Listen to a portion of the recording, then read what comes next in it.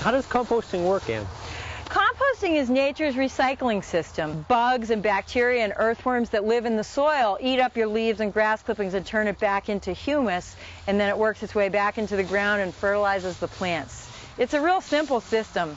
Now this has a cover that screws on the top. The only thing I don't like about that is the water can't get down into the compost. Exactly. With a bin with a solid cover, you have to stand there with a hose watering your compost. And I don't know about you guys, but I'd rather be out working in my garden than mothering a compost pile.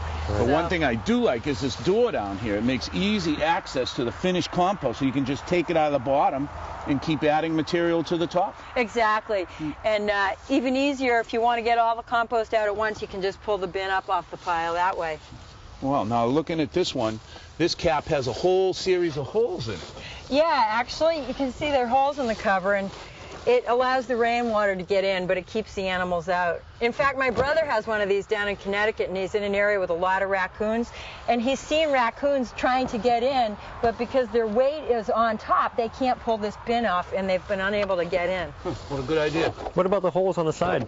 The holes on the side allow air to get in around the sides, and it's got a floor that's shaped just like that cover, so air can get in from below as well. That means you don't have to turn the pile over because you have circulation going through it. Sounds like the type for you, huh? Yeah, it does sound good. And the mass of this one is so big that it won't freeze in the winter. This is going to keep cooking all winter long, where a smaller one would freeze solid and the composting would stop. Exactly. Usually about 1 cubic yard is considered an optimum size for a compost bin because it insulates itself, so it works better. This size is great. Does this material make any difference for the insulation?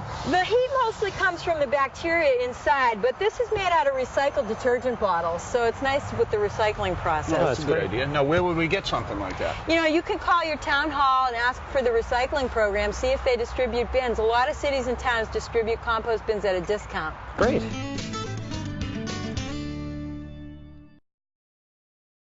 Welcome to the Braintree Recycling Center, located at 257 Ivory Street across from the Braintree T Station.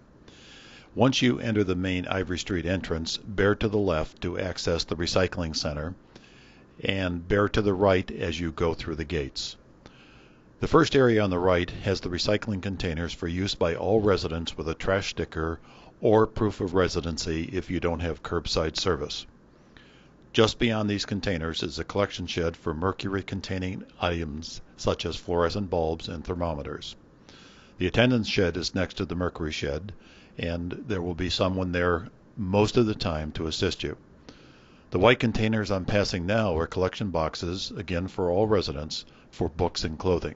We provide these to help reduce the volume of materials in your trash cart and to help earn money for outreach activities. The area we're coming into now includes the open-top containers for resident cleanouts and requires a special $25 one-time permit available in the Treasurer Collector's Office at Town Hall. Just beyond these containers and behind the shed is our newest addition to the site, a collection container for rigid plastics. This provides a spot to get rid of bulky items such as children's toys, plastic trash cans, furniture, and plastic plant pots. The container we're approaching now on the left is for the occasional trash overflow for curbside residents only. We accept up to 3 bags of trash once a day. A trash sticker from Town Hall is required. 2 types of compost bins are available for a reduced cost of $25 to Braintree residents. Non-Braintree residents can purchase them for $60, but either way they're available on Saturdays from 9 a.m. to noon. As we leave the area, the large metal claw bucket on the right is for metal items like grills, metal swing sets, and lawnmowers. Please be sure to remove the oil and gasoline before dropping them off here. There is an attendant at the site to assist you, again, normally during the hours of 7 a.m. to 3 p.m., Monday, Tuesday, Thursday, Fridays, and Saturdays. We are closed Sundays and most holidays. Thank you for taking the tour with me.